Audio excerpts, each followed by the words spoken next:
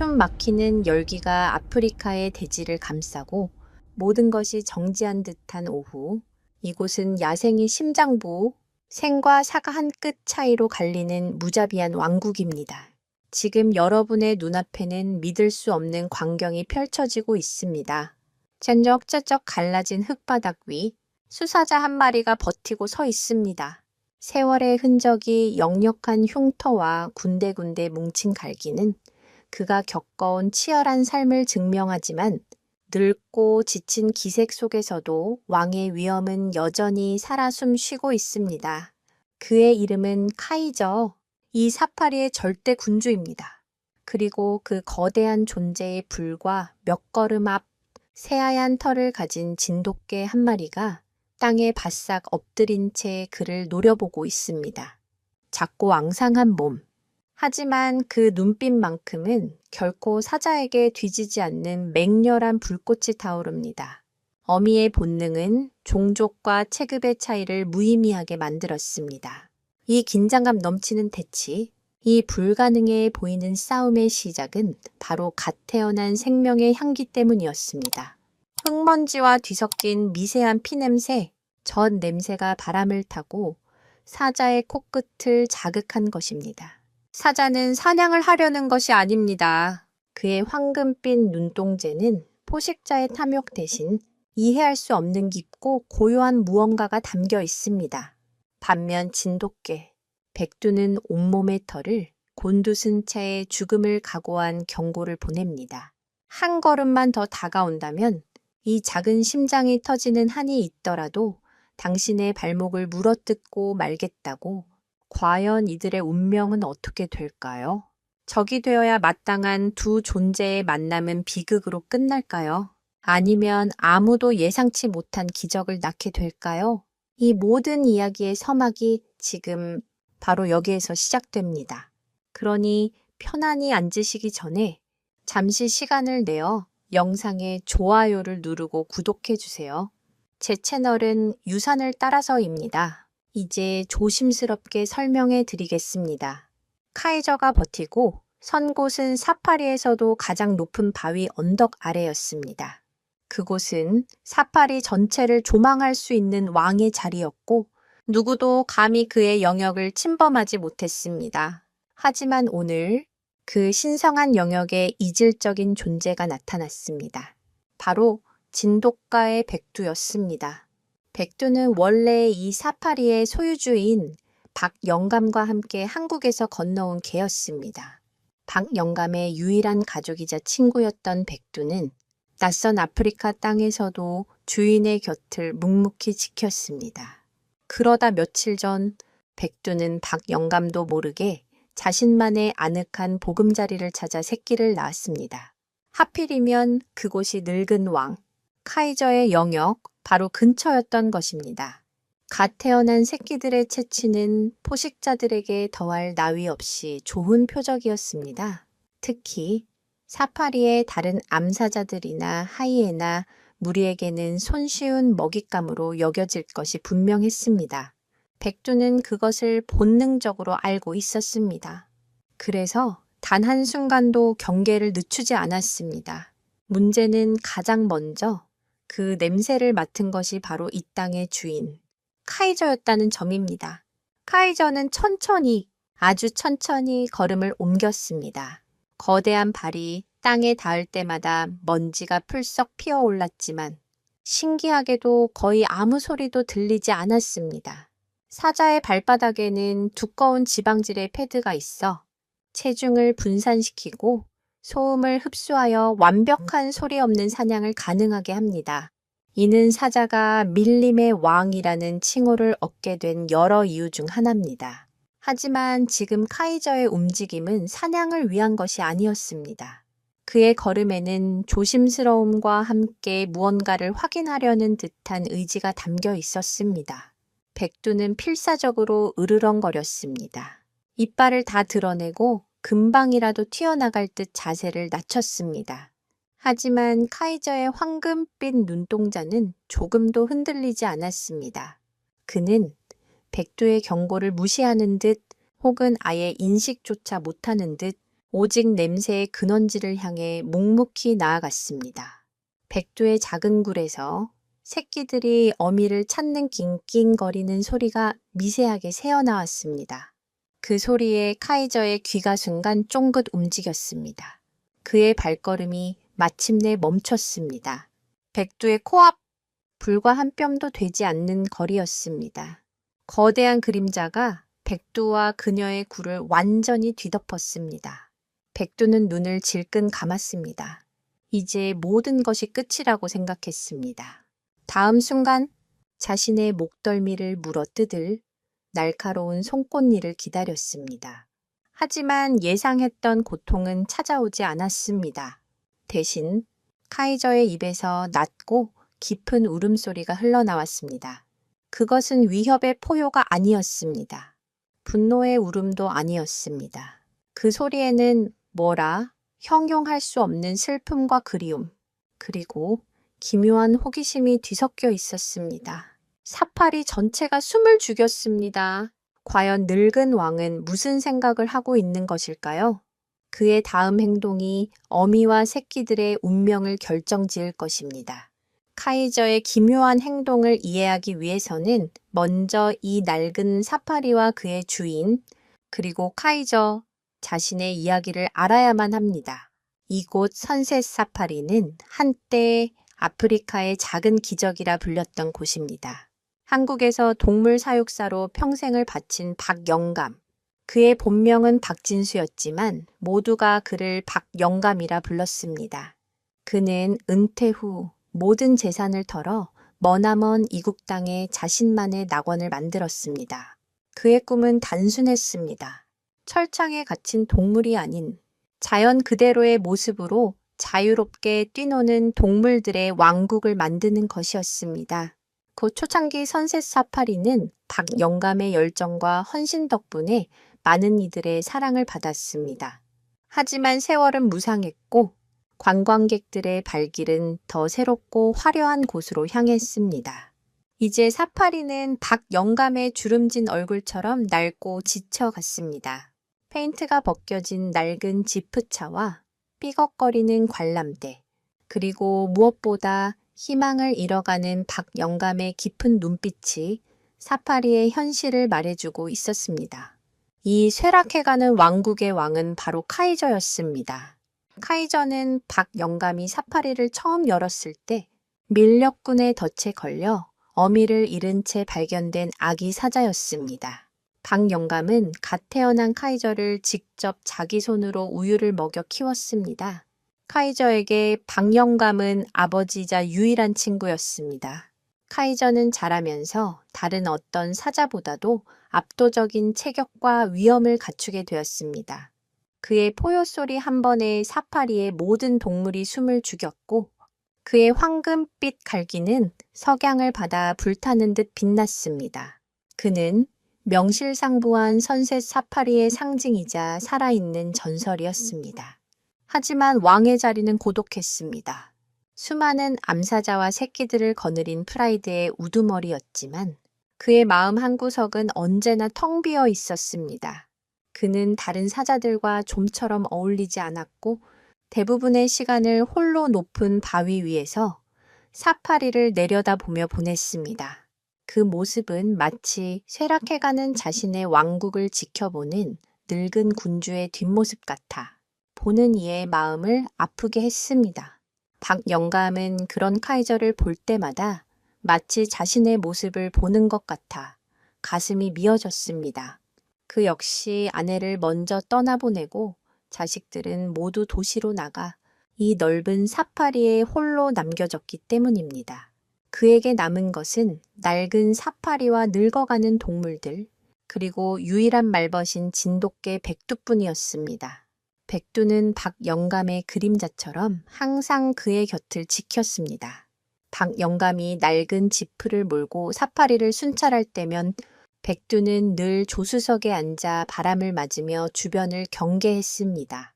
사자나 호랑이 같은 맹수들 앞에서도 기죽지 않는 백두의 당당함은 박영감에게 작은 위안이 되었습니다. 사실 야생동물 전문가들 사이에서는 개와 같은 가축화된 동물을 사파리 환경에 노출시키는 것에 대한 논란이 있습니다. 개의 존재 자체가 다른 포식자들에게 불필요한 스트레스를 주거나 생태계의 미묘한 교란을 일으킬 수 있기 때문입니다. 하지만 박영감에게 백두는 그런 과학적 잣대로 평가할 수 있는 존재가 아니었습니다. 그의 고독한 삶을 지탱해주는 마지막 버팀목이었습니다. 그리고 이제 그 버팀목이었던 백두가 카이저의 영역에서 새 생명을 낳은 것입니다. 박영감은 아직 이 사실을 알지 못했습니다. 그저 며칠 전부터 백두가 잘 보이지 않아 걱정하고 있을 뿐이었습니다. 만약 그가 이 상황을 알았다면 어떻게든 백두와 새끼들을 안전한 곳으로 옮기려 했을 것입니다. 하지만 운명은 그 누구의 개입도 허락하지 않았습니다. 지금 이 순간 백두와 새끼들의 운명은 오직 늙은 왕 카이저의 손에 달려 있었습니다. 카이저는 여전히 움직이지 않고 백두의 굴에서 새어나오는 작은 생명의 소리에 귀를 기울이고 있었습니다. 그의 커다란 눈동자가 미세하게 떨렸습니다. 그 안에는 분노도 탐욕도 아닌 아주 오래전 잃어버렸던 무언가를 발견한 듯한 깊은 상념이 어려 있었습니다. 과연 카이저는 백두의 굴 앞에서 무엇을 본 것일까요? 그의 기억 저편에 잠들어 있던 어떤 과거가 지금 그의 발목을 붙잡고 있는 것일까요? 이 기이한 대치는 사파리의 다른 존재들에게도 조금씩 감지되기 시작했습니다. 바람의 방향이 바뀌자 갓 태어난 생명의 향기는 더욱 짙어져 사파리 전역으로 퍼져나가기 시작했습니다. 그것은 연약함의 냄새이자 동시에 피와 양수가 뒤섞인 원초적인 생명의 냄새였습니다. 이 냄새는 야생의 포식자들에게 보내는 거부할 수 없는 초대장과도 같았습니다. 특히 후각이 예민한 하이에나 무리나 항상 굶주려 있는 암사자들에게는 더욱 그랬습니다. 백두가 새끼를 낳은 것은 바로 어스름이 짙게 깔린 새벽녘이었습니다. 낯선 땅 아프리카의 차가운 밤 공기 속에서 백두는 극심한 삭고를 홀로 견뎌냈습니다. 그녀는 본능적으로 가장 안전하다고 생각되는 장소를 찾았습니다.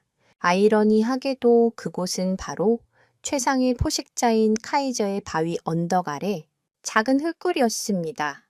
다른 약한 포식자들이 감히 접근하지 못할 것이라는 어미의 지혜였을지도 모릅니다. 하지만 그 지혜는 동시에 가장 위험한 존재에게 자신의 모든 것을 노출하는 치명적인 도박이기도 했습니다. 백두는 힘겨운 사투 끝에 작고 하얀 새끼 3마리를 낳았습니다. 아직 눈도 제대로 뜨지 못한 새끼들은 서로의 온기에 의지하며 어미의 젖을 찾았습니다. 백두는 지친 몸을 이끌고 새끼들의 몸을 정성껏 핥아주었습니다.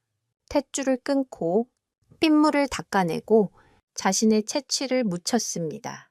그 모든 과정은 수만 년 동안 이어져 온 모성의 경이로운 의식이었습니다. 그녀의 마음속에는 새 생명을 맞이한 기쁨과 함께 이 척박한 야생에서 새끼들을 어떻게 지켜내야 할지에 대한 막막한 두려움이 공존했습니다. 한국의 평화로운 시골 마당에서 태어났더라면 새끼들은 주인의 따뜻한 보살핌 속에서 안전하게 자라났을 것입니다. 하지만 이곳은 아프리카였습니다. 양육강식의 법칙만이 유일한 진리인 땅. 백두는 이제 더 이상 한가로운 애완견이 아니었습니다. 그녀는 새끼들의 생존을 책임져야 하는 어미 늑대와도 같은 존재가 되어야 했습니다. 새끼들이 태어난 직후 백두는 굴 밖으로 코를 내밀고 주변의 공기를 살폈습니다. 공기 중에는 수많은 정보가 담겨 있었습니다. 멀리서 들려오는 다른 동물들의 울음소리, 흙과 풀의 냄새, 그리고 위험의 냄새. 그녀는 직감했습니다. 피 냄새가 너무 멀리 퍼져나갔다는 것을 한시라도 빨리 이 냄새를 지워야 했습니다. 백두는 굴 주변의 흙을 앞발로 파헤쳐 피 묻은 흙을 덮고 자신의 소변으로 영역 표시를 하며 다른 포식자들의 접근을 막으려 애썼습니다. 진돗개는 본래 사냥개로서 뛰어난 후각과 청각, 그리고 강한 경계심을 가지고 있습니다. 특히 자신이 인정한 주인과 영역에 대한 충성심과 보호 본능은 타의 추종을 불허합니다. 이는 진돗개가 대한민국 천연기념물 제53호로 지정된 이유이기도 합니다. 하지만 지금 백두가 지켜야 할 것은 주인이 아닌 자신의 피를 이어받은 연약한 새끼들이었습니다. 그녀의 모든 감각은 극도로 예민해져 작은 나무십 하나 구르는 소리에도 심장이 철렁 내려앉았습니다. 그리고 마침내 올 것이 오고야 말았습니다. 가장 먼저 냄새를 맡고 나타난 것은 늙은 왕 카이저였습니다. 카이저가 백두의 굴 앞에 버티고 서서 기묘한 침묵을 지키는 동안 그의 등 뒤편 멀지 않은 아카시아 숲 그림자 속에서 또 다른 움직임들이 포착되기 시작했습니다. 그것은 바로 카이저가 이끄는 프라이드의 암사자들이었습니다. 암사자들은 무리의 실질적인 사냥꾼이자 새끼들을 양육하는 공동체의 중심이었습니다.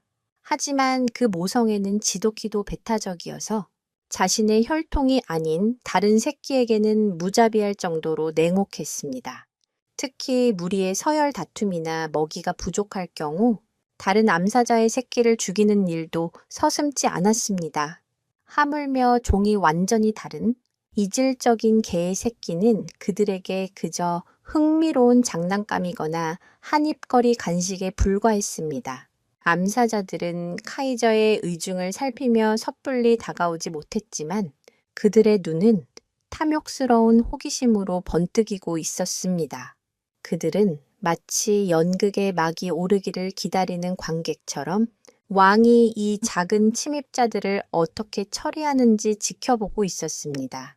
피의 향기는 이제 사파리 전체의 비극의 서막을 알리는 신호탄처럼 울려 퍼지고 있었습니다. 백두는 자신을 짓누르는 카이저의 위압감과 등 뒤에서 느껴지는 수많은 적의 시선 사이에서 완전히 고립되었습니다. 과연 그녀는 이 절체절명의 위기를 어떻게 헤쳐나갈 수 있을까요? 카이저가 여전히 묵묵부답으로 서 있는 동안 그림자 속에 숨어있던 암사자들이 마침내 인내심의 한계를 드러내기 시작했습니다. 무리의 서열 2위인 자라가 가장 먼저 움직였습니다. 자라는 교활하고 야심이 많은 암사자로 언젠가 무리의 지배권을 차지하려는 욕망을 숨기지 않는 존재였습니다. 그녀는 카이저의 권위에 정면으로 도전할 용기는 없었지만 왕의 힘이 예전 같지 않다는 것을 누구보다 잘 알고 있었습니다. 자라는 지금이 왕의 의중을 떠보고 자신의 영향력을 과시할 절호의 기회라고 판단했습니다. 그녀는 다른 암사자들에게 눈짓을 보내며 천천히 포위망을 좁혀오기 시작했습니다. 그들의 움직임은 고양이가 동물의 특성을 고스란히 보여주었습니다. 몸을 낮게 깔고 소리 없이 발을 옮기며 목표물에게서 한시도 눈을 떼지 않았습니다. 마치 물결이 서서히 밀려오듯 죽음의 그림자가 백두의 작은 굴을 향해 다가오고 있었습니다. 백두는 등 뒤에서 다가오는 위협을 즉각적으로 감지했습니다.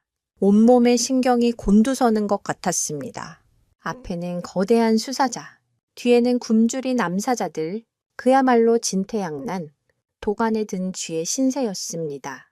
하지만 그녀에게는 포기할 수 없는 이유가 있었습니다. 굴 안에서 어미의 불안을 느낀 새끼들이 더욱 애처롭게 낑낑거리기 시작했습니다. 그 소리는 백두의 마음에 꺼져가던 용기의 불씨를 다시 지폈습니다. 그녀는 카이저에게 고정했던 시선을 뒤로 돌려 다가오는 암사자들을 향해 더욱 맹렬하게 이빨을 드러냈습니다. 크르르릉, 목 깊은 곳에서부터 끌어올린 경고음은 절박함 그 자체였습니다. 이 작은 소리가 거대한 암사자들에게는 우습게 들릴 수도 있었지만 그 안에는 목숨을 건 어미의 결기가 담겨 있었습니다. 암사자들은 백두의 저항에 잠시 주춤했습니다. 예상치 못한 당돌함에 흥미를 느낀 듯 걸음을 멈추고 상황을 지켜보았습니다. 잘하는 코웃음을 치며 앞발로 땅을 툭툭 쳤습니다.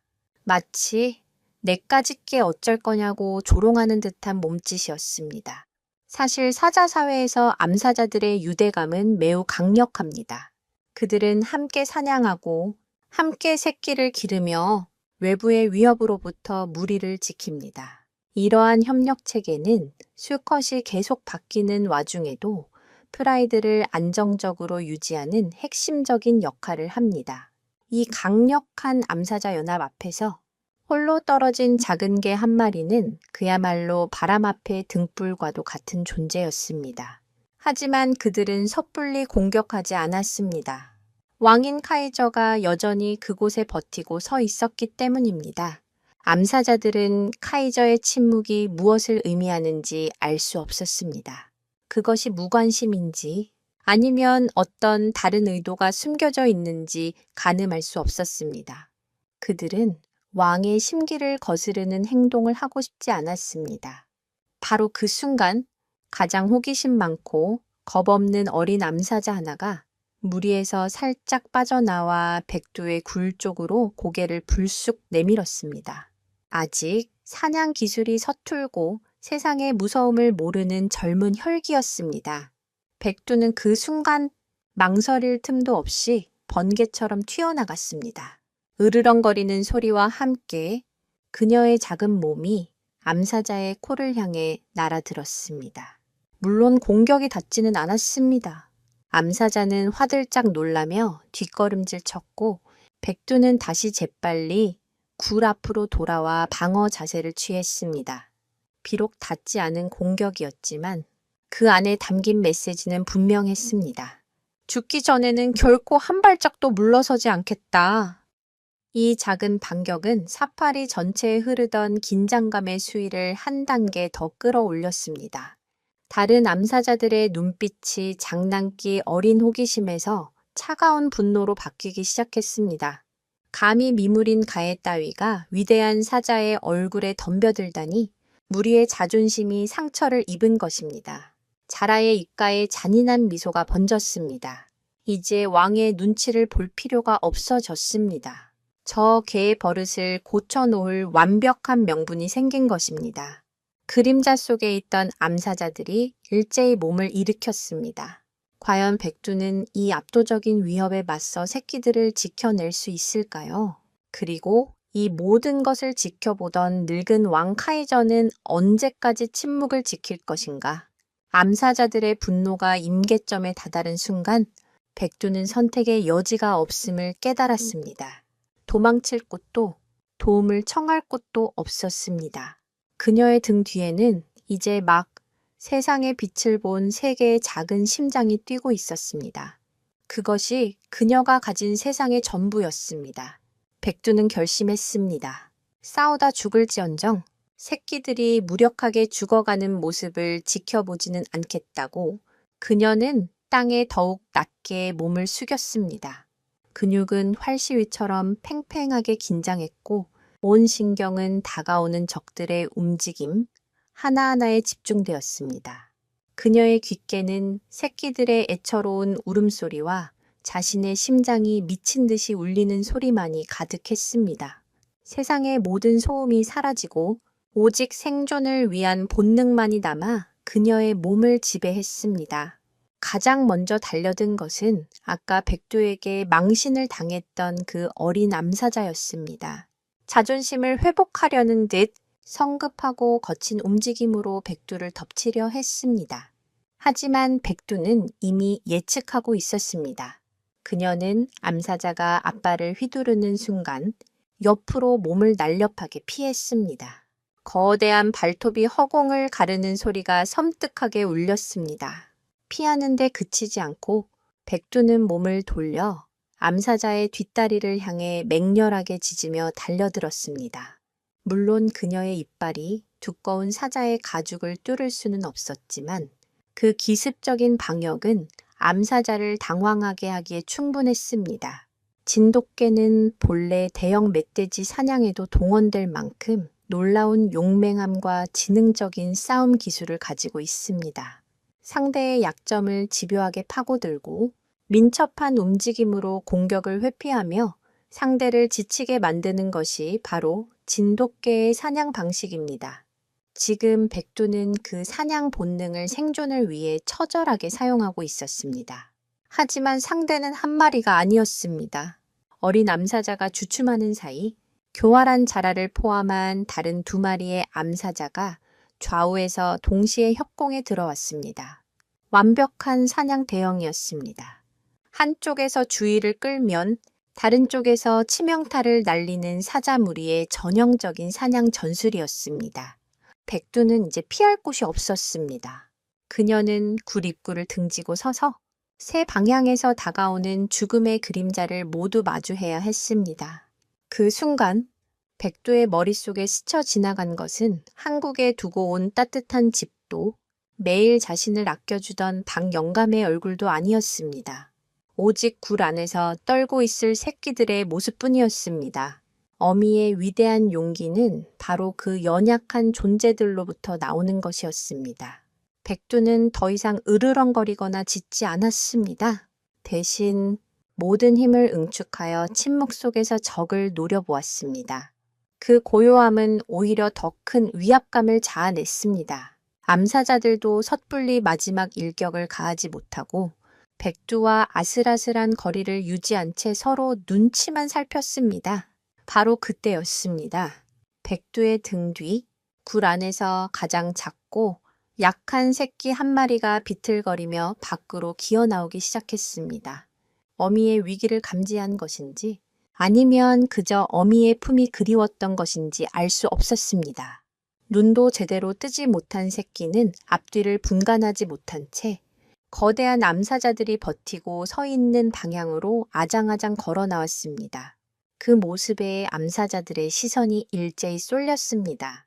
백두의 심장이 멎는 것 같았습니다. 자신이 아무리 발버둥쳐도 저 연약한 생명은 단 한 번의 발길질에 끝장날 것이 분명했습니다. 자라의 입가에 승리의 미소가 걸렸습니다. 이제 더 이상 귀찮은 어미 개와 싸울 필요가 없어진 것입니다. 자라가 새끼를 향해 천천히 고개를 숙이는 순간 백두는 절망적인 비명을 지르며 몸을 날렸습니다. 그것은 공격이라기보다는 차라리 애원에 가까운 몸부림이었습니다. 과연 이 처절한 모성애는 기적을 만들어낼 수 있을까요? 아니면 잔혹한 야생의 법칙 앞에 무릎 꿇고 말까요? 이 모든 광경을 처음부터 끝까지 지켜보던 늙은 왕, 카이저의 눈이 처음으로 가늘게 뜨여졌습니다. 백두의 절망적인 비명이 사파리의 정적을 깨뜨리는 순간 모든 것이 느린 화면처럼 흘러가기 시작했습니다. 자라의 머리가 새끼를 향해 내려가고 백두는 필사적으로 그 사이를 가로막으려 몸을 던졌습니다. 하지만 거대한 체급의 차이는 극복할 수 없는 벽과도 같았습니다. 백두의 몸은 자라의 어깨에 부딪혀 힘없이 옆으로 나가떨어졌습니다. 흙바닥에 나뒹굴면서도 백두의 시선은 오직 새끼에게 고정되어 있었습니다. 이제 새끼 앞에는 아무런 방해물도 없었습니다. 자라의 커다란 입이 벌어지고 날카로운 송곳니가 희미한 햇빛에 번뜩였습니다. 바로 그 찰나 지금까지 미동도 않던 카이저의 몸이 움직였습니다. 그것은 폭발적인 움직임이 아니었습니다. 그는 그저 천천히 하지만 거스를 수 없는 위험을 담아 자리에서 일어났을 뿐입니다. 그가 일어서는 것만으로도 주변의 공기가 무겁게 내려앉는 듯 했습니다. 그리고 그의 입에서 낮고 깊은 그러나 주변의 모든 소리를 압도하는 소리가 터져 나왔습니다. 크르름. 그것은 단순한 으르렁거림이 아니었습니다. 프라이드의 절대의 군주만이 낼 수 있는 명백한 경고의 소리였습니다. 그 소리에는 멈춰라는 단 한마디의 명령이 담겨 있었습니다. 새끼에게 코를 박으려던 자라의 움직임이 그대로 굳었습니다. 그녀는 고개를 천천히 돌려 카이저를 바라보았습니다. 그녀의 눈에는 당혹감과 불만이 가득했습니다. 왜 왕이 이 재미있는 놀이를 방해하는지 이해할 수 없다는 표정이었습니다. 다른 암사자들 역시 혼란스럽기는 마찬가지였습니다. 그들은 서로의 눈치를 보며 조심스럽게 뒷걸음질 쳤습니다. 카이저는 암사자들을 본 것이 아니었습니다. 그의 황금빛 눈동자는 처음부터 끝까지 오직 한 곳, 바로 흙먼지 속에서 힘겹게 몸을 일으키는 작은 진돗개, 백두에게 고정되어 있었습니다. 그는 보았습니다.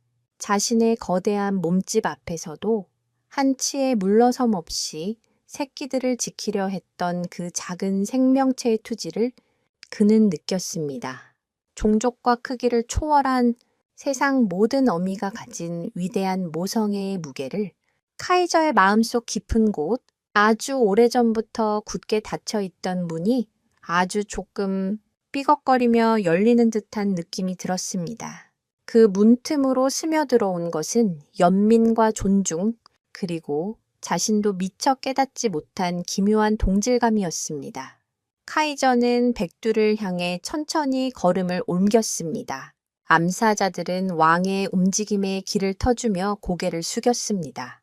백두는 다시 한번 몸을 일으켜 새끼와 카이저 사이를 가로막았습니다. 흙먼지를 뒤집어 쓰고 다리를 절뚝거리면서도 그녀의 눈빛은 여전히 살아 있었습니다. 더 이상은 안 돼. 그녀의 온몸이 그렇게 외치고 있었습니다. 카이저는 백두의 바로 앞에서 걸음을 멈췄습니다. 그리고는 누구도 예상하지 못한 행동을 했습니다. 그는 거대한 머리를 살짝 숙여 백두의 상처 입은 어깨를 자신의 코로 가볍게 툭 건드렸습니다. 그것은 공격의 신호가 아니었습니다. 오히려 이제 괜찮다고 말하는 듯한 무언의 위로와도 같은 행동이었습니다. 한 가지 흥미로운 사실은 사자들은 코를 맞대는 행동을 통해 서로의 유대감을 확인하고 안부를 묻는다는 것입니다. 이는 매우 친밀한 사이에서만 이루어지는 그들만의 인사법입니다. 지금 카이저는 종족의 벽을 넘어 그 인사를 작은 개에게 건넨 것입니다. 백두는 순간 얼어붙었습니다. 자신을 죽일 수도 있었던 거대한 포식자의 행동을 이해할 수 없었습니다. 하지만 그의 눈동자에서 더 이상 위협적인 기운이 느껴지지 않는다는 것을 본능적으로 깨달았습니다. 카이저는 백두를 지나쳐 어미 뒤에 숨어 벌벌 떨고 있는 작은 강아지에게로 시선을 옮겼습니다. 새끼는 너무 놀란 나머지 소리도 내지 못하고 그 자리에 멈춰 있었습니다. 카이저가 다시 한번 고개를 숙였습니다. 이제 그의 거대한 얼굴이 새끼의 바로 앞에까지 다가왔습니다. 사파리 전체가 다시 한번 숨을 죽였습니다. 왕의 변덕이 어디까지 이어질지 아무도 예측할 수 없었습니다. 과연 그는 이 작은 생명을 어떻게 하려는 것일까요? 그의 마음에 스며든 뜻밖의 감정은 과연 무엇이었을까요? 왕의 행동 하나에 모든 것의 운명이 달려 있었습니다. 카이저의 예상치 못한 개입으로 암사자들의 위협은 일단락되었습니다.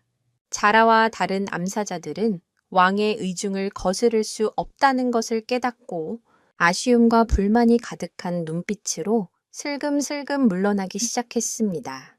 그들이 떠난 자리에 남은 것은 늙은 왕 카이저와 어미개 백두, 그리고 겁에 질린 새끼 강아지뿐이었습니다.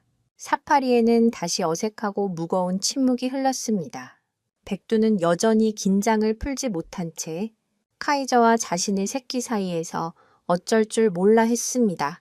카이저가 보여준 행동은 분명 적대적인 것이 아니었지만 최상위 포식자에 대한 원초적인 공포까지 사라진 것은 아니었습니다. 그녀는 카이저가 마음만 먹으면 언제든 자신과 새끼들을 해칠 수 있다는 사실을 알고 있었습니다.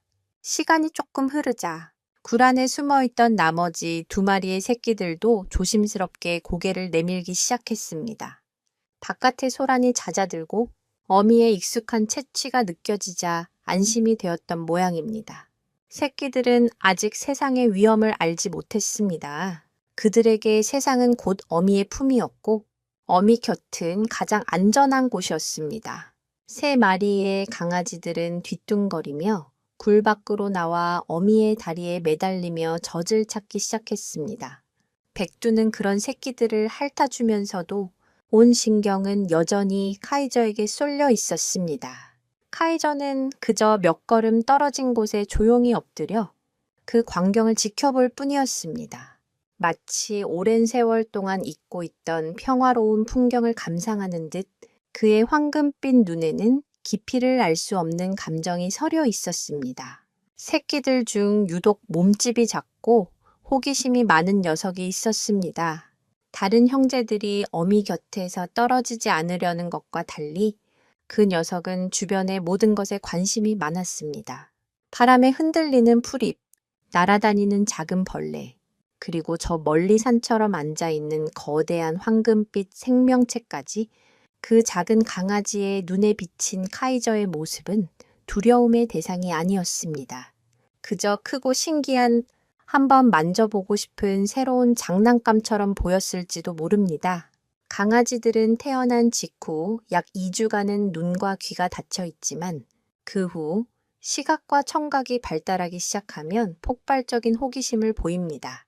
이 시기의 경험은 강아지의 사회성과 성격 형성에 매우 중요한 영향을 미치는데 지금 이 작은 강아지는 세상에서 가장 위험하고 특별한 사회화 교육을 눈앞에 두고 있었던 셈입니다.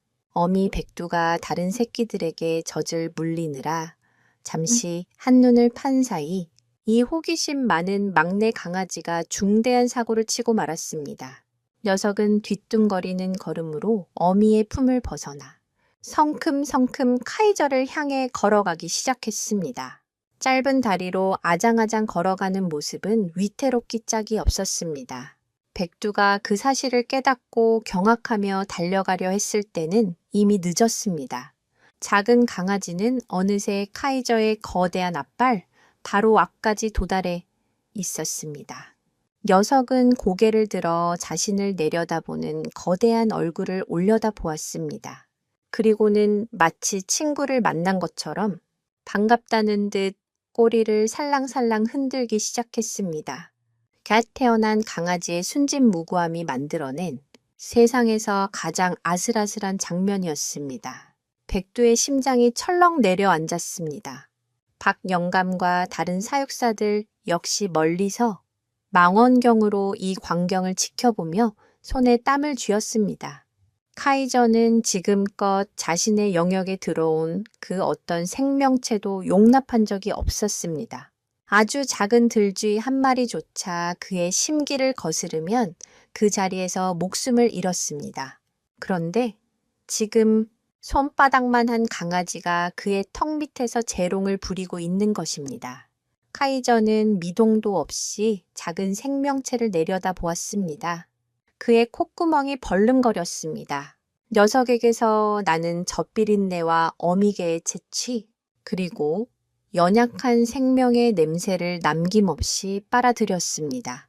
카이저의 커다란 머리가 아주 천천히 아래로 숙여졌습니다. 그의 입이 살짝 벌어지면서 위협적인 송곳니가 다시 한번 모습을 드러냈습니다. 이제 모든 것이 끝이라고 모두가 생각하는 순간이었습니다. 과연 이 작은 호기심은 죽음을 향한 마지막 걸음이 되고 말까요? 아니면 아무도 상상하지 못했던 기적의 시작이 될까요? 카이저의 거대한 머리가 작은 강아지를 향해 내려오는 순간 사파리의 시간은 마치 멈춰버린 듯 했습니다. 바람 소리도 멀리서 들려오던 새소리도 모두 사라지고 오직 지켜보는 이들의 심장 소리만이 고막을 때렸습니다. 백두는 차마 그 광경을 끝까지 지켜볼 수 없어 눈을 질끈 감았습니다. 박 영감은 망원경을 든 손을 부들부들 떨며 자신도 모르게 나지막한 신음소리를 뱉었습니다. 암사자 무리 역시 멀리서 이 모든 과정을 흥미롭게 지켜보고 있었습니다. 그들의 눈에는 역시 저렇게 될 줄 알았다는 듯한 냉소적인 기대감이 서려 있었습니다. 야생의 법칙은 냉혹하고 변덕스러운 왕의 동정심 따위는 오래가지 못할 것이라고 모두가 생각했습니다. 작은 강아지는 여전히 아무것도 모른 채 자신에게 다가오는 거대한 그림자를 올려다보며 꼬리만 흔들고 있었습니다. 녀석에게는 눈앞의 존재가 자신을 한 입에 삼킬 수 있는 포식자라는 개념 자체가 없었습니다. 그저 크고 따뜻해 보이는 무언가일 뿐이었습니다. 카이저의 입이 강아지의 머리 바로 위까지 다가왔습니다. 이제 그의 숨결이 강아지의 하얀 솜털을 부드럽게 흔들 정도의 거리였습니다. 그의 입에서 흘러나오는 뜨거운 공기에는 조금 전까지 먹어치운 얼룩말의 피 냄새가 희미하게 섞여 있었습니다. 포식자의 숨결, 그것은 곧 죽음의 예고였습니다. 하지만 다음 순간 사파리 전체가 숨을 삼키게 만든 놀라운 일이 벌어졌습니다. 카이저의 입에서 나온 것은 날카로운 송곳니가 아니었습니다. 대신 크고 두껍고 거친 혓바닥이었습니다. 사자의 혀는 마치 사포처럼 돌기가 돋아 있어 뼈에 붙은 살점을 떼어내는 데 사용됩니다. 그 거친 혀에 한번 핥히기만 해도 연약한 강아지의 피부는 쉽게 벗겨져 나갈 수 있었습니다. 그러나 카이저는 믿을 수 없을 만큼 부드럽고 조심스럽게 마치 깨지기 쉬운 보물을 다루듯 자신의 혀로 작은 강아지의 머리를 천천히 핥기 시작했습니다. 한 번, 그리고 또 한 번, 그 움직임에는 어떠한 폭력성이나 위협도 담겨 있지 않았습니다.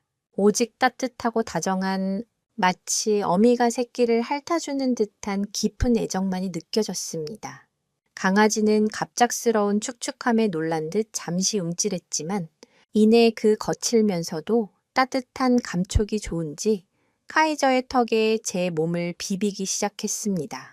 이 믿을 수 없는 광경에 모두가 할 말을 잃었습니다. 눈을 감고 있던 백두는 아무런 비명소리도 들려오지 않자 조심스럽게 눈을 떴습니다. 그리고 자신의 눈앞에 펼쳐진 장면을 도저히 믿을 수가 없었습니다.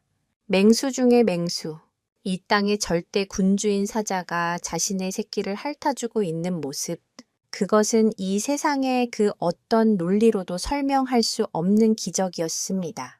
멀리서 지켜보던 박영감의 눈시울이 뜨거워졌습니다. 그는 수십 년간 동물을 돌봐왔지만 이토록 경이롭고 가슴 벅찬 순간은 처음이었습니다.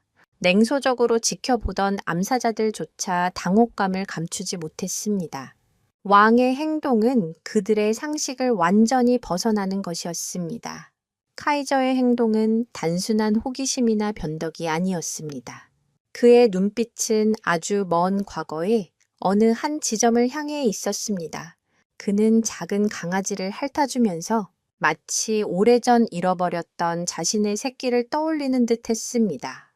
그의 마음속에서 오랫동안 잠자고 있던 부성애가 종족의 벽을 넘어 엉뚱한 대상에게 발현되고 있었던 것입니다. 사실 동물학계에서는 종을 뛰어넘는 입양 사례, 즉 이종 간 입양이 드물게 보고되곤 합니다. 어미를 잃은 새끼 동물을 전혀 다른 종의 동물이 거두어 기르는 경우인데 이는 주로 모성애가 강한 암컷에게서 나타나는 현상입니다. 하지만 지금처럼 강력한 수컷 포식자가 심지어 자신의 먹이가 될 수도 있는 다른 종의 새끼에게 부성애를 보이는 경우는 극히 이례적인 일이었습니다. 카이저의 행동은 그 자체로 살아있는 신비였고 생명의 위대함을 증명하는 감동적인 순간이었습니다. 이제 이 늙은 왕과 작은 강아지 가족 사이에는 누구도 끊을 수 없는 특별한 유대감이 싹트기 시작했습니다. 하지만 이 기적과도 같은 평화는 과연 언제까지 계속될 수 있을까요?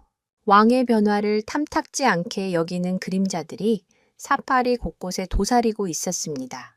카이저가 보인 경이로운 행동의 이면에는 아무도 알지 못하는 깊고 쓰라린 상처가 숨겨져 있었습니다. 그 상처는 지금으로부터 몇 해 전 카이저가 지금보다 훨씬 젊고 혈기왕성했던 시절로 거슬러 올라갑니다. 당시 카이저는 처음으로 자신의 프라이드를 이끌게 된 젊은 왕이었습니다. 그는 용맹했고 그 어떤 도전자도 그의 상대가 되지 못했습니다. 그의 프라이드는 날로 번성했고 마침내 그에게도 첫 새끼가 태어났습니다. 그 새끼는 카이저를 쏙 빼닮은 황금빛 털을 가진 용맹한 수컷 사자였습니다. 카이저는 자신의 뒤를 이을 어린 왕자에게 아슬란이라는 이름을 마음속으로 지어주었습니다. 카이저는 겉으로는 무심한 척했지만 아슬란에게 깊은 애정을 쏟았습니다. 그는 멀리서 아슬란이 다른 새끼들과 어울려 노는 모습을 흐뭇하게 지켜보곤 했습니다. 어미 품에서 장난을 치고 아장아장 걸음마를 배우고 서툰 사냥 놀이를 하는 아슬란의 모든 순간은 카이저에게 큰 기쁨이었습니다.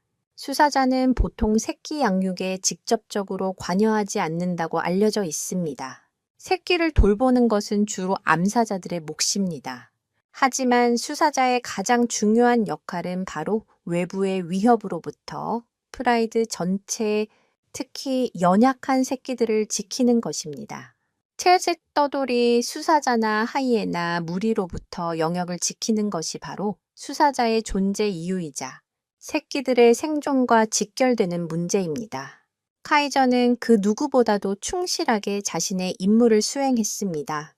하지만 비극은 예고 없이 찾아왔습니다.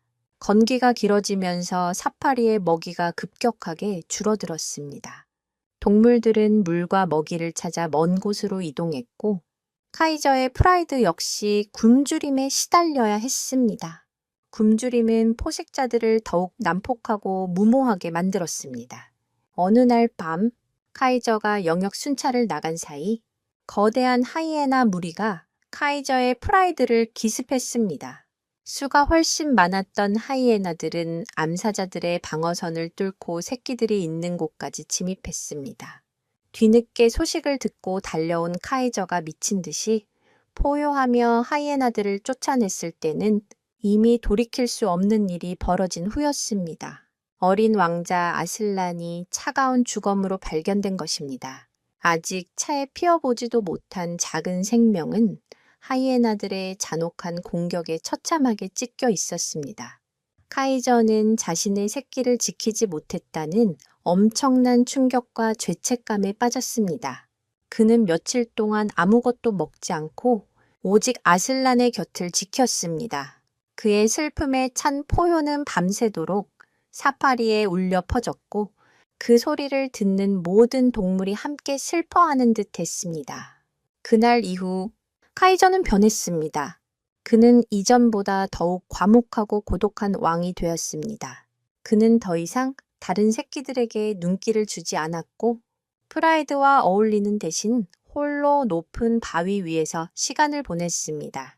그의 마음속 시간은 아슬란을 잃은 그날에 멈춰버린 것과 같았습니다. 박 영감은 그런 카이저의 변화를 누구보다 안타깝게 지켜보았습니다. 그는 카이저의 마음속 깊은 상처를 어렴풋이 짐작했지만 위로해줄 방법을 찾지 못했습니다. 그리고 오늘 바로 그 멈춰버렸던 시간이 다시 흐르기 시작한 것입니다.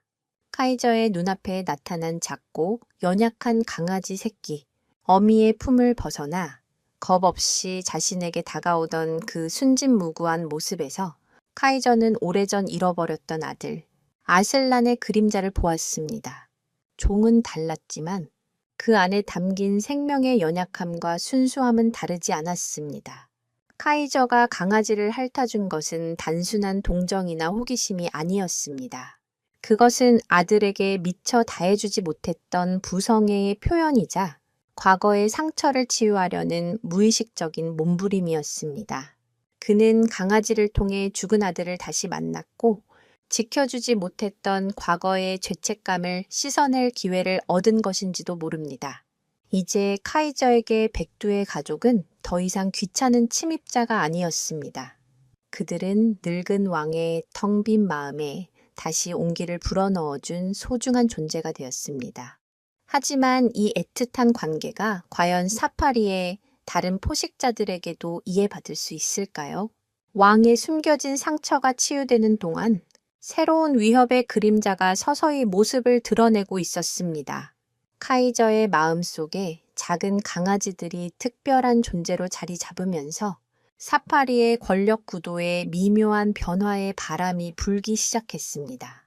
카이저는 더 이상 높은 바위 위에서 고독하게 시간을 보내지 않았습니다. 대신 그는 백두의 굴이 잘 보이는 언덕에 엎드려 있는 시간이 눈에 띄게 늘어났습니다.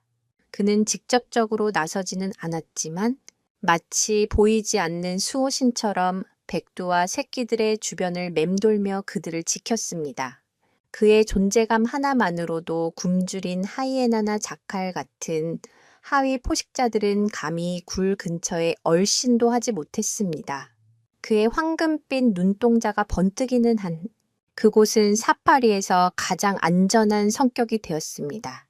백두 역시 처음에는 카이저의 존재를 경계했지만 시간이 지나면서 점차 그의 의도를 신뢰하게 되었습니다. 카이저가 근처에 있으면 오히려 다른 위협들이 사라진다는 것을 본능적으로 깨달은 것입니다. 그녀는 이제 카이저가 지켜보는 앞에서 안심하고 새끼들에게 젖을 물리거나 잠시 굴을 비우고 물을 마시러 갈 수도 있게 되었습니다.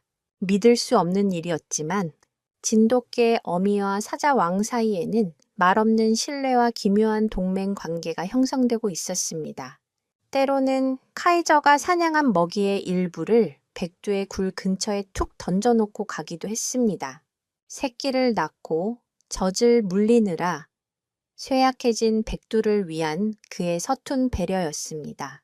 백두는 처음에는 경계하며 그 고기를 먹지 않았지만 굶주림과 새끼들을 위한 모성애는 결국 그녀가 카이저의 선물을 받아들이게 만들었습니다. 새끼들은 하루가 다르게 쑥쑥 자라났습니다. 이제는 제법 강아지다운 모습을 갖추고 서로 뒹굴고 장난치며 굴 밖으로 나오는 시간이 많아졌습니다. 그들에게 거대한 사자 카이저는 더 이상 두려움의 대상이 아니었습니다. 오히려 크고 든든한 자신들을 지켜주는 특별한 존재로 인식하는 듯했습니다. 특히 카이저의 첫 핥음을 받았던 막내 강아지는 겁도 없이 카이저의 꼬리를 물고 장난을 치거나 그의 거대한 앞발을 베고 낮잠을 자기도 했습니다. 카이저는 그런 새끼들의 앙증맞은 행동을 귀찮아하기는커녕 오히려 가만히 받아주며 평화로운 시간을 즐겼습니다. 그의 거친 갈기 사이를 파고드는 작은 강아지들의 모습은 이 삭막한 야생의 땅에서 피어난 한 폭의 그림과도 같았습니다. 이처럼 동물들이 종의 경계를 넘어 서로 교감하고 돕는 현상은 과학적으로도 설명이 시도되고 있습니다. 미레오 뉴런 미러, 뉴런 아이론이 그중 하나인데 이는 다른 존재의 행동을 보는 것만으로도 마치 자신이 그 행동을 하는 것처럼 뇌의 같은 부분이 활성화된다는 이론입니다. 이를 통해 동물들은 타자의 감정을 공감하고 유대감을 형성할 수 있다는 것입니다. 어쩌면 카이저는 백두의 처절한 모성애를 보며 자신의 잃어버린 부성애를 투영했고 백두는 카이저의 보호 행동을 통해 그가 적이 아님을 공감하게 되었을지도 모릅니다. 이러한 교감은 그들 사이의 언어를 뛰어넘는 깊은 유대를 만들어냈습니다. 하지만 이 평화로운 공존을 못마땅하게 지켜보는 시선이 있었습니다. 바로 암사자 무리, 특히 서열 2위인 자라였습니다. 자라는 왕의 변화를 도저히 이해할 수도 받아들일 수도 없었습니다. 위대한 포식자인 사자가 미천한 개의 새끼들을 돌보는 것은 왕의 위엄을 떨어뜨리는 수치스러운 행동이라고 생각했습니다. 또한 왕이 개 가족에게 신경을 쓰는 동안 프라이드에 대한 통제력이 약해지고 있다고 느꼈습니다. 그녀의 눈에는 카이저가 이제 늙고 나약해져 제대로 된 판단조차 하지 못하는 총기 잃은 군주로 비쳤습니다. 자라의 불만은 다른 암사자들에게도 서서히 퍼져나갔습니다. 그들은 카이저가 가져다주는 먹이를 개와 나누어 먹는다는 사실에 분노했고 자신들의 새끼보다 이질적인 존재를 더 아끼는 듯한 왕의 태도에 배신감을 느꼈습니다. 프라이드 내부에는 보이지 않는 균열이 생기기 시작했습니다. 이 균열은 곧 사파리 전체를 뒤흔들 거대한 폭풍의 씨앗이 되고 있었습니다. 과연 이 보이지 않는 동맹은 프라이드의 분노와 야생의 냉혹한 현실 속에서 끝까지 유지될 수 있을까요? 새로운 위협은 이미 그들의 등 뒤까지 다가와 있었습니다. 카이저와 백두 가족의 기묘한 동거가 계속되는 동안 사파리의 또 다른 한편에서는 검은 야망이 조용히 자라나고 있었습니다. 그 야망의 주인은 스카라고 불리는 젊은 수사자였습니다. 스카는 카이저의 프라이드 소속이 아닌 영역 밖을 떠도는 젊은 수사자 중 하나였습니다. 그는 카이저의 전성기 시절이라면 감히 그의 영역을 넘볼 생각조차 하지 못했을 것입니다. 하지만 그는 멀리서 카이저의 프라이드를 오랫동안 지켜보며 때를 기다려왔습니다. 그의 눈에는 늙고 지쳐가는 왕의 모습과 그로 인해 조금씩 해이해지는 프라이드의 기강이 선명하게 보였습니다. 그리고 마침내 왕이 개 따위에게 정신이 팔려 있다는 소문이 그의 귀에까지 들어왔을 때 스카는 지금이 바로 절호의 기회임을 직감했습니다. 스카는 카이저와는 모든 면에서 정반대였습니다. 카이저의 갈기가 석양처럼 빛나는 황금빛이라면 스카의 갈기는 밤의 그림자처럼 짙고 검은빛에 가까웠습니다. 사자의 갈기색은 보통 테스토스테론 수치와 관련이 있는데 검고 풍성한 갈기는 남성 호르몬이 왕성하고 공격성이 높다는 것을 의미하는 경향이 있습니다. 스카의 검은 갈기는 그의 야망과 잔혹함을 상징하는 듯 했습니다. 그는 아직 젊었지만 수많은 싸움을 거치며 다져진 단단한 근육과 날카로운 눈빛을 가지고 있었습니다. 그는 혼자가 아니었습니다. 자신처럼 기존의 프라이드에서 쫓겨나거나 독립한 젊은 수사자 2마리와 동맹을 맺고 있었습니다. 사자 세계에서 젊은 수사자들이 동맹을 맺어 기존의 늙은 왕에게 도전하고 프라이드를 차지하는 것은 흔한 일입니다. 그들은 힘을 합쳐 왕을 몰아내고 새로운 왕이 된 후에는 이전 왕의 새끼들을 모두 죽여 암사자들이 다시 자신들의 새끼를 뵐 수 있도록 만듭니다. 이는 자신의 유전자를 퍼뜨리려는 잔혹한 본능이 빚어내는 비극적인 숙명이었습니다. 스카는 카이저의 가장 큰 약점이 바로 백두와 강아지들이라는 것을 정확하게 간파했습니다. 그는 카이저가 그 작은 생명체들에게 비정상적으로 집착하고 있다는 것을 알고 있었습니다. 그것은 왕의 자비심이 아니라 치명적인 약점이었습니다. 스카는 생각했습니다. 저 개들을 이용하면 늙은 왕을 쉽게 무너뜨릴 수 있을 것이라고. 그는 본격적인 도전에 앞서 카이저의 힘과 의지를 떠보기로 결심했습니다. 그는 자신의 동맹들과 함께 밤을 틈타 카이저의 영역 경계선을 조심스럽게 넘나들기 시작했습니다. 자신의 냄새를 남기고 멀리서 위협적인 포효를 하며 카이저를 자극했습니다. 카이저는 당연히 그들의 도발을 감지했습니다. 하지만 그는 예전처럼 즉각적으로 달려나가 그들을 찢어발기지 않았습니다. 그의 마음 한편에 백두와 새끼들을 두고 자리를 비울 수 없다는 불안감이 자리 잡고 있었기 때문입니다. 카이저의 미온적인 반응은 스카에게 확신을 주었습니다. 저 늙은이는 이제 끝났다. 스카의 야심은 더욱 커져만 갔습니다. 그는 이제 더 대담한 계획을 세우기 시작했습니다. 카이저를 왕의 자리에서 끌어내리는 것뿐만 아니라 그가 가장 아끼는 것들을 빼앗아 그의 자존심을 완전히 짓밟아버리기로 마음먹었습니다. 그의 검은 눈동자는 이제 왕좌와 함께 언덕 아래에 옹기종기 모여있는 작은 하얀 강아지들을 향하고 있었습니다. 그에게 강아지들은 그저 늙은 왕을 무너뜨리기 위한 완벽한 도구에 불과했습니다. 프라이드 내부의 불만 세력인 자라 역시 이러한 외부의 위협을 감지하고 있었습니다. 그녀는 스카의 등장이 자신에게 기회가 될 수도 있음을 예감했습니다.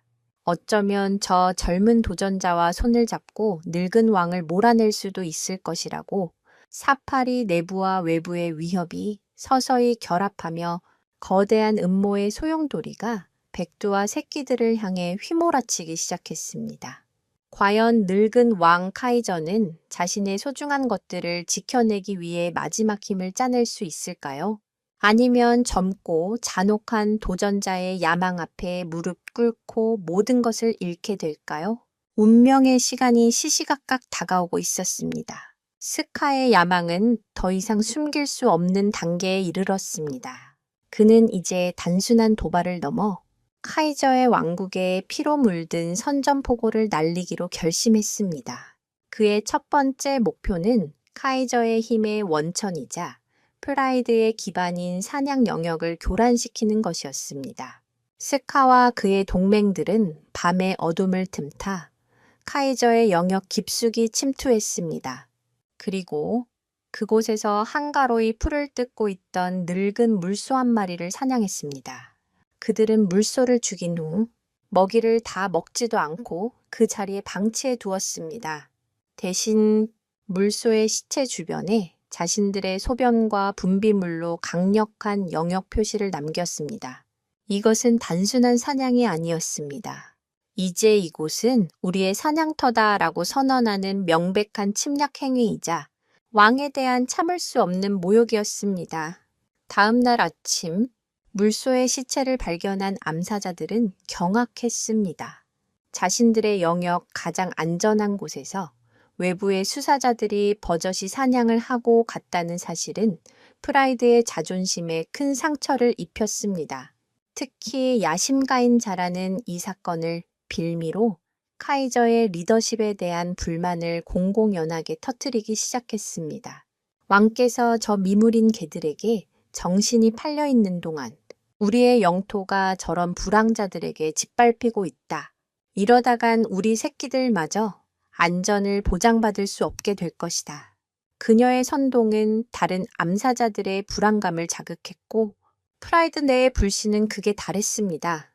카이저를 향한 존경심은 급격히 식어갔고 그 자리에는 의심과 원망이 싹트기 시작했습니다. 카이저는 모든 상황을 알고 있었습니다. 그는 자신의 영역에 새겨진 스카의 냄새를 맡고 분노로 온몸을 떨었습니다. 그의 야생의 본능은 당장 달려가 도전자의 목덜미를 물어뜯으라고 외치고 있었습니다. 하지만 그의 발걸음은 차마 백두의 굴이 있는 언덕을 떠나지 못했습니다. 그가 자리를 비운 사이 스카가 이곳을 공격할 수도 있다는 불안감이 그의 발목을 잡았습니다. 새끼들을 지켜야 한다는 부성애와 왕으로서 프라이드를 지켜야 한다는 책임감 사이에서 늙은 왕은 깊은 고뇌에 빠졌습니다. 그의 이러한 망설임은 스캑에게는 나약함의 증거로 프라이드에게는 무능함의 증거로 비칠 뿐이었습니다. 스카는 카이저가 자신의 도발에 즉각적으로 반응하지 않자 더욱 대담해졌습니다. 그는 이제 카이저의 가장 아픈 곳을 직접 건드리기로 했습니다. 그의 다음 목표는 바로 백두와 강아지들이었습니다. 스카는 카이저가 사냥이나 순찰을 위해 잠시라도 언덕을 떠나는 순간을 집요하게 노렸습니다. 그리고 마침내 기회가 찾아왔습니다. 프라이드의 식량이 바닥나자 카이저는 어쩔 수 없이 암사자들과 함께 사냥을 나서야 했습니다. 왕으로서의 최소한의 책무를 다하기 위한 어쩔 수 없는 선택이었습니다. 그가 언덕을 떠나 시야에서 사라지자마자 어둠 속에서 기다리던 스카와 그의 동맹들이 움직이기 시작했습니다. 그들은 바람을 거슬러 조심스럽게 소리 없이 백두의 굴을 향해 접근했습니다. 그들의 목표는 강아지들을 죽이는 것이 아니었습니다. 그저 한 마리를 채어가서 카이저에게 돌려보내지 않는 것. 그것만으로도 늙은 왕의 정신을 완전히 붕괴시킬 수 있을 것이라 계산했습니다. 백두는 위험한 기운을 감지하고 굴 입구에서 맹렬하게 짖으며 경계 태세를 취했습니다. 하지만 상대는 3마리의 건장한 수사자였습니다. 그녀의 용맹함만으로는 도저히 감당할 수 없는 상대였습니다. 스카는 성가시게 지저대는 백두를 앞발로 가볍게 후려쳐 옆으로 쓰러뜨렸습니다. 그리고는 굴 안에서 겁에 질려 서로 엉켜있는 강아지들 중 가장 가까이 있던 한 마리를 입에 가볍게 물었습니다. 상처를 입히지 않고 그저 움직이지 못하게 제압할 정도의 힘이었습니다. 강아지의 겁에 질린 비명이 밤공기를 갈랐습니다. 스카는 전리품을 입에 문 채 유유히 어둠 속으로 사라졌습니다. 멀리서 사냥을 하던 카이저의 귀에 그 절망적인 비명 소리가 희미하게 들려왔습니다. 그의 심장이 멎는 것 같았습니다.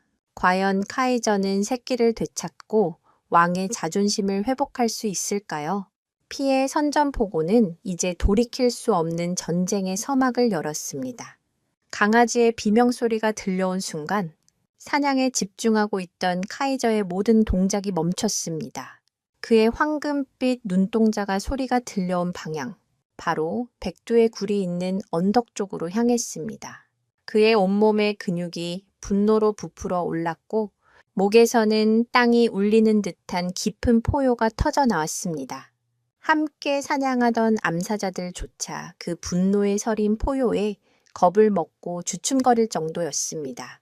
카이저는 사냥하던 얼룩말을 그대로 내버려 둔 채 미친 듯이 언덕을 향해 달려갔습니다. 그의 머릿속에는 오직 한 가지 생각뿐이었습니다. 늦어서는 안 된다. 하지만 그가 언덕에 도착했을 때 스카와 그의 무리는 이미 흔적도 없이 사라진 후였습니다. 그를 맞이한 것은 흙바닥에 쓰러져 낑낑거리는 백두와 어미 곁에서 겁에 질려 떨고 있는 두 마리의 강아지뿐이었습니다. 그리고 비어있는 한 자리. 카이저는 공기 중에 남아있는 낯선 수사자의 냄새와 사라진 강아지의 희미한 채취를 맡고 모든 상황을 파악했습니다. 자신의 눈앞에서, 자신의 영역에서 감히 자신의 것을 빼앗아 간 것입니다. 이것은 왕에 대한 최악의 모욕이자 용서할 수 없는 도전이었습니다. 카이저의 분노는 하늘을 찔렀지만 동시에 그의 마음속에는 깊은 무력감과 죄책감이 파도처럼 밀려왔습니다. 또다시 그는 자신의 새끼를 지켜내지 못한 것입니다. 과거 아들 아슬란을 잃었던 그날의 끔찍한 기억이 되살아나 그를 괴롭혔습니다. 이 모든 비극의 전조를 누구보다 먼저 예감했던 사람이 있었습니다. 바로 낡은 사파리의 주인, 박영감이었습니다. 그는 최근 사파리 주변에서 낯선 수사자들의 흔적을 여러 번 발견했습니다. 밤마다 들려오는 그들의 위협적인 포효 소리와 프라이드 내부의 심상치 않은 분위기를 통해 곧 무슨 일이 터질 것임을 직감하고 있었습니다. 그는 카이저가 백두의 가족에게 특별한 애정을 쏟고 있다는 것을 알았기에 그들이 외부의 도전자들에게 표적이 될 것이라는 점도 우려하고 있었습니다. 그는 매일 밤 잠을 설쳤고 어떻게든 이 비극을 막아보려 애썼습니다. 백두와 새끼들을 안전한 우리 안으로 옮겨야 한다고 생각했지만 그것은 쉬운 일이 아니었습니다. 야생에 적응한 백두는 이제 박영감의 손길조차 경계했고 섣불리 접근했다가는 어미의 방어 본능을 자극해 오히려 새끼들을 위험에 빠뜨릴 수도 있었습니다. 무엇보다 박영감은 자신의 사파리 철학 때문에 깊은 딜레마에 빠져 있었습니다. 그의 꿈은 자연 그대로의 왕국을 만드는 것이었습니다. 인간의 개입을 최소화하고 자연의 섭리대로 생태계가 유지되도록 하는 것, 그것이 바로 선셋 사파리의 존재 이유였습니다. 사자들의 왕위 다툼은 지극히 자연스러운 야생의 질서였습니다. 늙은 왕이 물러나고 새로운 왕이 등장하는 것은 프라이드의 건강한 유지를 위해 반드시 필요한 과정이기도 했습니다. 여기에 인간이 인위적으로 개입하는 것은 그가 평생 지켜온 신념을 스스로 무너뜨리는 행위였습니다. 특히 동물보호단체에서는 사육사가 동물의 사회적 관계나 영역 다툼에 개입하는 것을 엄격히 금지하는 경우가 많습니다. 이는 동물의 스트레스를 가중시키고 장기적으로는 생태계의 자연스러운 균형을 파괴할 수 있기 때문입니다. 박영감은 자신의 신념과 카이저와 백두 가족에 대한 애정 사이에서 괴로워했습니다. 그는 그저 낡은 지프를 몰고 평소보다 더 자주 순찰을 돌며 아무 일도 일어나지 않기를 기도할 뿐이었습니다. 하지만 그의 기도에도 불구하고 최악의 시나리오는 현실이 되고 말았습니다. 강아지 한 마리가 납치되었다는 소식을 들었을 때 박 영감은 가슴이 무너져 내리는 것 같았습니다. 그는 망원경으로 슬픔에 잠긴 채 망견자실에 있는 카이저와 새끼를 잃고 애타게 울부짖는 백두의 모습을 보며 눈물을 흘렸습니다. 그는 알 수 있었습니다. 이것은 시작에 불과하다는 것을. 스카는 결코 여기서 멈추지 않을 것입니다. 그는 카이저가 완전히 무너질 때까지 혹은 자신의 목숨을 걸고 마지막 싸움에 나설 때까지 계속해서 그를 압박해 올 것입니다.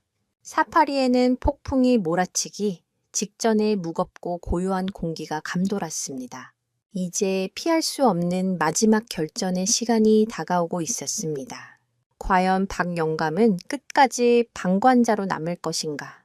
아니면 자신의 신념을 깨고 이 비극에 개입하게 될 것인가? 새끼 한 마리를 잃은 슬픔은 백두에게서 이성의 마지막 끈을 끊어 놓았습니다. 그녀의 마음속에는 이제 두려움 대신 모든 것을 불태워버릴 듯한 맹렬한 분노와 복수심만이 남았습니다. 그녀는 더 이상 굴 안에 숨어 수동적으로 방어하지 않았습니다.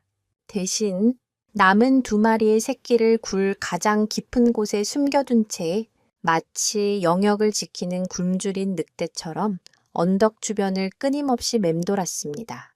그녀의 눈은 붉게 충혈되었고 잠시도 쉬지 않고 으르렁거리며 주변을 경계했습니다. 그녀의 모든 행동은 다시는 내 새끼를 빼앗기지 않겠다는, 그리고 내 새끼를 해친 놈들을 용서하지 않겠다는 처절한 외침과도 같았습니다. 카이저 역시 마찬가지였습니다. 그는 며칠 동안 아무것도 먹지 않고 오직 스카의 흔적을 추적하는 데에만 몰두했습니다. 하지만 교활한 스카와 그의 무리는 결코 정면 대결을 하지 않고 치고 빠지는 비겁한 전술로 카이저의 힘을 소진시켰습니다. 그들은 밤마다 나타나 프라이드의 암사자들을 위협하고 카이저가 나타나면 연기처럼 사라지기를 반복했습니다. 카이저는 늙고 지친 몸을 이끌고 밤낮 없이 영역을 지켜야 했고 그의 기력은 눈에 띄게 쇠약해져 갔습니다. 프라이드 내부의 여론은 이제 완전히 그에게서 등을 돌렸습니다. 암사자들은 무능한 왕이 자신들과 새끼들을 지켜주지 못할 것이라는 공포에 사로잡혔고 일부는 이미 새로운 왕이 될 스켑에게 암묵적인 지지를 보내기 시작했습니다. 카이저는 이제 내부와 외부의 적들에게 둘러싸인 완전히 고립된 왕이었습니다. 그리고 마침내 스카는 마지막 일격을 가할 때가 왔다고 판단했습니다. 그는 카이저가 순찰을 위해 언덕에서 가장 멀리 떨어진 곳까지 이동한 것을 확인한 후 자신의 동맹들과 함께 백두의 굴을 향해 총공세를 펼쳤습니다. 이번에는 단순히 위협하거나 새끼를 납치하려는 것이 아니었습니다. 그들의 목표는 명확했습니다. 카이저의 약점인 강아지들을 모두 죽여 그의 정신을 완전히 파괴하고 왕좌를 차지하는 것. 3마리의 수사자가 내뿜는 살기는 이전과는 비교할 수 없을 정도로 강력했습니다. 그들은 더 이상 숨거나 주저하지 않았습니다. 먹이를 향해 돌진하는 사냥꾼처럼 오직 파괴를 향한 본능만이 그들을 지배하고 있었습니다. 백두는 그들이 다가오는 것을 보고도 피하지 않았습니다. 그녀는 굴 입구를 등지고 서서 자신의 작은 몸으로 거대한 3마리의 수사자를 막아섰습니다. 그것은 누가 보아도 무모하고 자살 행위에 가까운 저항이었습니다. 하지만 그녀에게는 선택의 여지가 없었습니다. 그녀의 등 뒤에는 남은 2마리의 새끼, 그녀의 세상 전부가 있었습니다. 스카는 백두의 저항을 비웃으며 동맹 중 한 마리에게 눈짓을 보냈습니다. 저 성가신 것을 치워버려. 명령을 받은 수사자가 으르렁거리며 백두에게 달려들었습니다. 백두는 마지막 힘을 다해 뛰어올라 수사자의 주둥이를 물고 늘어졌습니다. 그녀의 이빨은 두꺼운 가죽을 뚫지 못했지만 그 처절한 저항은 수사자를 잠시나마 당황하게 만들었습니다. 하지만 그것도 잠시였습니다. 수사자는 머리를 거칠게 흔들어 백두를 바닥에 내동댕이 쳤습니다. 백두의 몸이 공중에서 몇 바퀴를 구른 뒤 힘없이 흙바닥에 떨어졌습니다. 충격으로 잠시 숨을 쉬지 못했지만 그녀는 비틀거리며 다시 일어섰습니다. 그녀의 입가에서는 붉은 피가 흘러내리고 있었습니다. 그럼에도 불구하고 그녀는 다시 굴 입구를 막아서며 포기하지 않는다는 의지를 보여주었습니다. 스카는 이제 인내심을 잃었습니다. 그는 직접 나서서 이 지긋지긋한 저항을 끝내기로 마음먹었습니다. 그가 백두를 향해 마지막 발걸음을 내딛는 순간 절망에 빠진 백두는 하늘을 향해 길고 슬픈 울음소리를 토해냈습니다. 그것은 도움을 청하는 소리이자 자신의 운명에 대한 마지막 절규였습니다. 과연 이 절망적인 항전은 비극으로 끝나고 말 것인가? 멀리서 이 소리를 들은 늙은 왕은 제 시간에 돌아올 수 있을 것인가? 사파리의 운명을 건 마지막 싸움에 막이 올랐습니다. 백두의 절규가 사파리 전체에 울려 퍼지는 순간 스카의 앞발이 무자비하게 그녀를 덮쳤습니다. 백두는 더 이상 피할 힘도 맞설 기력도 남아있지 않았습니다. 그녀의 눈앞이 아득해지며 이제 모든 것이 끝이라고 생각했습니다. 그녀의 의식이 희미해져 가는 와중에도 귓게는 굴 안에서 겁에 질려 울부짖는 새끼들의 소리가 아련하게 들려왔습니다. 미안하다. 아가들아, 어미가 지켜주지 못해서. 그녀의 눈에서 뜨거운 눈물 한 방울이 흘러내려 흙먼지 속으로 스며들었습니다. 스카는 이제 방해물이 사라졌다는 듯 만족스러운 미소를 지으며 굴 안을 들여다보았습니다. 그의 잔혹한 야망이 마침내 이루어지려는 찰나였습니다. 바로 그때였습니다. 땅이 흔들리는 듯한 거대한 진동과 함께 산을 무너뜨릴 듯한 포효 소리가 등 뒤에서 터져 나왔습니다. 그 소리는 단순한 위협이 아니었습니다. 자신의 모든 것을 잃은 자의 분노와 슬픔, 그리고 모든 것을 걸겠다는 비장한 결의가 담긴 왕의 마지막 포효였습니다. 스카와 그의 동맹들은 너무나도 놀라 반사적으로 뒤를 돌아보았습니다. 그들의 눈에 비친 것은 지옥에서 돌아온 복수의 화신과도 같은 카이저의 모습이었습니다. 카이저의 온몸의 털은 창처럼 곤두서 있었고 황금빛 갈기는 분노로 검붉게 물든 듯했습니다. 그의 눈은 이글거리는 불덩이처럼 타오르고 있었고 입에서는 굶주린 악마의 신음 같은 으르렁거림이 끊임없이 새어나왔습니다. 그는 더 이상 늙고 지친 왕이 아니었습니다. 자신의 모든 것을 지키기 위해 기꺼이 목숨을 내던질 준비가 된 야생의 신 그 자체였습니다. 카이저는 단숨에 거리를 좁혀 스카와 백두 사이를 가로막고 섰습니다. 그는 쓰러져 있는 백두를 잠시 내려다보았습니다. 그의 눈빛에 스쳐 지나간 것은 연민과 미안함, 그리고 지켜주겠다는 굳은 약속이었습니다. 그리고 그는 다시 스카를 향해 고개를 돌렸습니다. 이제 두 왕의 시선이 허공에서 격렬하게 부딪혔습니다. 하나는 모든 것을 잃고 되찾으려는 늙은 왕, 다른 하나는 모든 것을 빼앗고 새로 얻으려는 젊은 도전자. 더 이상의 말은 필요 없었습니다. 오직 힘과 힘이 부딪혀 승자를 가리는 야생의 가장 원초적인 결투만이 남았을 뿐입니다. 사자들의 싸움은 단순한 힘겨루기가 아닙니다. 그것은 자신의 유전자, 영역, 그리고 프라이드의 미래를 건 신성한 전쟁입니다. 이때 사자들은 평소에는 아껴두었던 비장의 무기, 바로 앞발에 숨겨진 발톱을 사용합니다. 이 발톱은 듀클로 W7호라고 불리며 평소에는 안으로 들어가 있다가 결정적인 순간에 튀어나와 상대에게 치명적인 상처를 입힙니다. 스카의 동맹들이 먼저 카이저의 양옆을 파고들려 했습니다. 수적 유세를 이용해 그를 혼란시키려는 계획이었습니다. 하지만 카이저는 그들의 움직임을 이미 예측하고 있었습니다. 그는 옆에서 덮쳐오는 수사자를 향해 몸을 돌리며 거대한 앞발을 번개처럼 휘둘렀습니다. 수십 년간의 싸움으로 다져진 노련함이 실린 일격이었습니다. 공격은 정확하게 상대의 얼굴에 적중했고 수사자는 비명을 지르며 나뒹굴었습니다.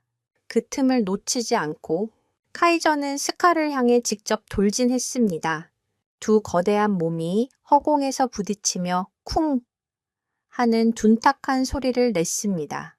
두 수사자는 서로의 목을 물어뜯기 위해 엉겨 붙었고 날카로운 발톱과 이빨이 서로의 살점을 파고들었습니다. 흙먼지가 피어오르고 피비린내가 진동했습니다. 분노에 찬 포효와 고통에 찬 비명이 뒤섞여 사파리는 순식간에 아수라장으로 변했습니다. 멀리서 이 광경을 지켜보던 암사자들은 공포에 질려 어쩔 줄 몰라 했습니다. 박 영감은 손에 땀을 쥔 채 차마 똑바로 쳐다보지도 못하고 그저 카이저의 이름을 부르짖을 뿐이었습니다. 과연 늙은 왕 카이저는 젊은 도전자들의 협공을 이겨내고 자신의 소중한 것들을 지켜낼 수 있을까요? 아니면 장렬한 최후를 맞이하며 왕좌를 내어주게 될까요?